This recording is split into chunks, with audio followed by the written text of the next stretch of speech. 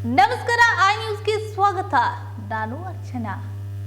ಈ ಜಗತ್ತಿನಲ್ಲಿ ಸೂರ್ಯಚಂದ್ರ ಇರುವವರೆಗೂ ಸಂವಿಧಾನವನ್ನ ಯಾರಿಂದಲೂ ಬದಲಾವಣೆ ಮಾಡುವುದಕ್ಕೆ ಆಗುವುದಿಲ್ಲ. ಹಾಗೇನಾದರೂ ಕಲ್ಪನೆ ಮಾಡಿಕೊಂಡ್ರೆ ಈ ದೇಶದಲ್ಲಿ ರಕ್ತ ಕ್ರಾಂತಿ ಆಗುತ್ತದೆ ಎಂದು ಪಕ್ಷಗಳ ವಿರುದ್ಧ ಲೋಕಸಭಾ ಅಭ್ಯರ್ಥಿ ಜಿತೇಂದ್ರ ಕಾಂಬ್ಳೆ ಗುಡುಗಿದ್ರು.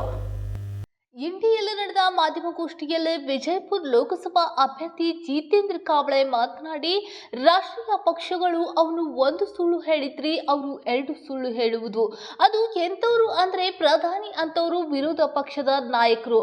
ಕಾಂಗ್ರೆಸ್ ಬಿಜೆಪಿ ಏನಿದ್ದಾವೆ ಇವರು ದೇಶದ ದುಡಿಯುವ ವರ್ಗ, ರೈತರ ವರ್ಗ, ದೇಶವನ್ನ ಕಟ್ಟಿದ ಕಾರ್ಮಿಕರ ವರ್ಗ ತುಳಿದು ಕಾರ್ಪೊರೇಟರ್ ಜಗತ್ತಿನ ಕೆಲವು ವ್ಯಕ್ತಿಗಳನ್ನ ಶ್ರೀಮಂತರನ್ನಾಗಿ ಮಾಡಿಸುವ ಕೆಲಸ ದೇಶದ ಸ್ವತಂತ್ರ ಬಂದಾಗಿನಿಂದ ಮೊದಲು ಕಾಂಗ್ರೆಸ್ ಮಾಡಿದೆ, ಇವಾಗ ಬಿಜೆಪಿ ಮಾಡ್ತಾ ಇದೆ. ಅದಕ್ಕಾಗಿ ಈ ಚುನಾವಣೆಯಲ್ಲಿ ಅಂಬೇಡ್ಕರ್ ಅವರು ಕಟ್ಟಲು ಕನಸು ಕಂಡಿದ್ದ RPIA ಪಕ್ಷದಿಂದ ನಾನು ಸ್ಪರ್ಧಿಸುತ್ತಿದ್ದೇನೆ. ಕ್ಷೇತ್ರದ ಜನರು ನನ್ನನ್ನು ಆಯ್ಕೆ ಮಾಡುತ್ತಾರೆಂದು ಆಶಿಸಿ ನನಗೊಂದು ಅವಕಾಶ ನೀಡಿದರೆ ಈ ಜಿಲ್ಲೆಯಲ್ಲಿ ಇತಿಹಾಸ ನಿರ್ಮಾಣ ಮಾಡುತ್ತೇನೆಂದು ಹೇಳಿದರು. ಹೌದ್ರಪ್ಪ, ಮತ್ತು ಈ ದಿನ ಈಗ BJP ಅವರು 10 ವರ್ಷ, ಈಗ ಮೋದಿ ಆಡಳಿತ ಇತ್ತು, ಮತ್ತೊಂದು 5 ವರ್ಷ ವಾಜಪೇಯಿ ಆಡಳಿತ ಇತ್ತು. ಸಂವಿಧಾನ ಬದಲಾವಣೆ ಮಾಡಬೇಕಾಗಿತ್ತಂದ್ರೆ ಅವಾಗೇ ಮಾಡಬೇಕಾಗಿತ್ತಲ್ಲ ಅವರು. ಈಗ ಯಾಕೆ ನೀವು ಇದು ತೆಗಿತೀರಿ? ಈ ಜಗತ್ತಿನಾಗ ಸೂರ್ಯಚಂದ್ರ ಇರುವವರೆಗೂ ಈ ದೇಶದ ಸಂವಿಧಾನ ಯಾರಿಂದನೂ ಬದಲಾವಣೆ ಮಾಡ್ಲಿಕ್ಕಾಗಲ್ಲ. ಒಂದು ವೇಳೆ ಹಂಗೆ ಏನಾದ್ರೂ ಕಲ್ಪನೆ ಮಾಡ್ಕೊಂಡ್ರೂ ಈ ದೇಶದಾಗ ರಕ್ತ ಕ್ರಾಂತಿ ಆಗ್ತದೆ. ಇದು ಕಾಂಗ್ರೆಸ್ದವ್ರಿಗೂ ಗೊತ್ತೈತಿ, BJP ಅವ್ರಿಗೂ ಗೊತ್ತೈತಿ. ಈ ದೇಶದ ಈ ಸಂವಿಧಾನ ಸಭೆಗೆ ಆಯ್ಕೆಯಾಗಲು ಬಾಬಾ ಸಾಹೇಬ್ ಅಂಬೇಡ್ಕರ್ ಅವರು ಇಲೆಕ್ಷನ್ ನಿತ್ರ ಈ ಕಾಂಗ್ರೆಸ್ದವರು ಕೆಡುತ್ತಾರೆ ಬಾಬಾ ಸಾಹೇಬ್ರಿಗೆ. ಇಲ್ಲಿ ಕೇವಲ ನಾ ಸುಳ್ಳು ಹೇಳೋದು, ನೀ ಸುಳ್ಳು ಹೇಳೋದು ಈ ರಾಷ್ಟ್ರೀಯ ಪಕ್ಷಗಳು. ಅವ ಒಂದು ಹೇಳೇನಪ್ಪ ಅಂತಂದರೆ 2 ಇವ್ರು ಹೇಳೋದು, ಇವ್ರು 2 ಹೇಳೋದಂದ್ರೆ 3 ಹೇಳೋದು. ಅದು ಎಂಥವ್ರಪ್ಪ ಅಂತಂದ್ರೆ ಪ್ರಧಾನಿಗಳಂಥವರು ಮತ್ತು ವಿರೋಧ ಪಕ್ಷದ ನಾಯಕರು.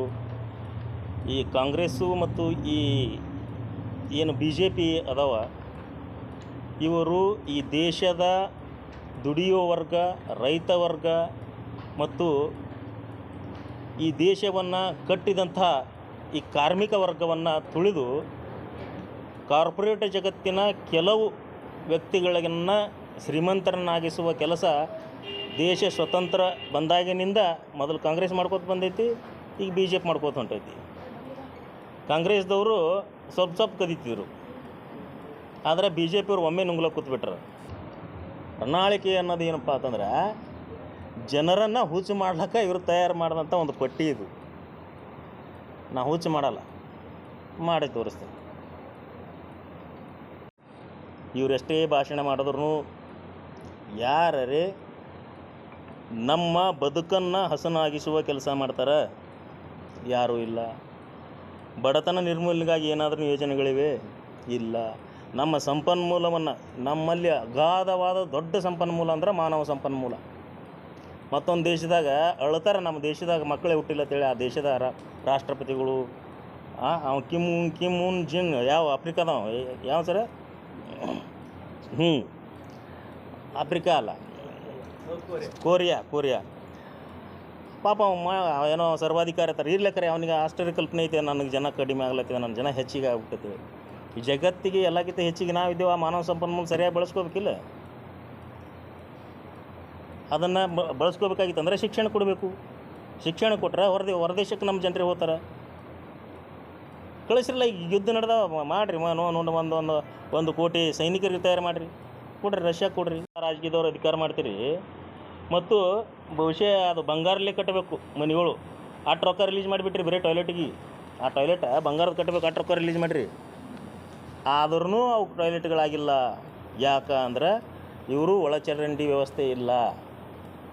ಒಳಚರಂಡಿ ವ್ಯವಸ್ಥೆ ಮಾಡಿದ್ರೆ ಅದನ್ನು ಹೋಗ್ತದೆ. ಇರ್ಲಾಕೆ ಇವರು ಸೇಫ್ಟಿ ಟ್ಯಾಂಕ್ ಮಾಡ್ಕೋತ ಹೇಳ್ತಾರೆ ಜನರಿಗೆ. ಆ ಜಾಗ ಇರೋದೇ ಸೇಫ್ಟಿ ಟ್ಯಾಂಕ್ ಕಟ್ಟೋದಕ್ಕಿಂತ ಕಮ್ಮಿ ಇರ್ತದೆ ನಮ್ಮ ಅಲ್ಲಿ ಈ ಬಡ ಜನರಿಗೆ. ಇಲ್ಲಿ ಸೇಫ್ಟಿ ಟ್ಯಾಂಕ್ ಏನು ತಲೆ ಮೇಲೆ ಹಾಕೋಬೇಕಾ?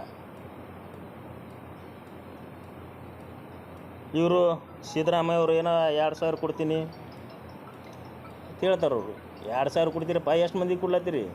ಎಲ್ಲ ರೇಷನ್ ಕಾರ್ಡ್ ಬಂದ್ ಮಾಡಿ ಹೋಗಿದ್ದೀರಿ ಮೊದಲೇ. ರೇಷನ್ ಕಾರ್ಡ್ ಚಾಲೂ ಇದ್ದರೆ ಅದನ್ನು ಚಾಲೂ ಆಗ್ತದೆ.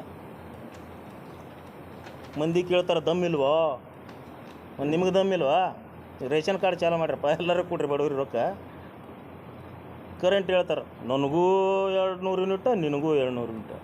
ಎಲ್ಲೆಲ್ಲ ನಮ್ಮ ಮನೆಗೆ 27 ಯೂನಿಟ್ ಫ್ರೀ ಮಾಡ್ಯಾರ. ಮೊನ್ನೆ ಮಾಧ್ಯಮದ ಮುಂದೆ ತೋರಿಸ್ತೀನಿ ನಾನು ಅದೊಂದು ರಿಸಿಪ್ಟ್.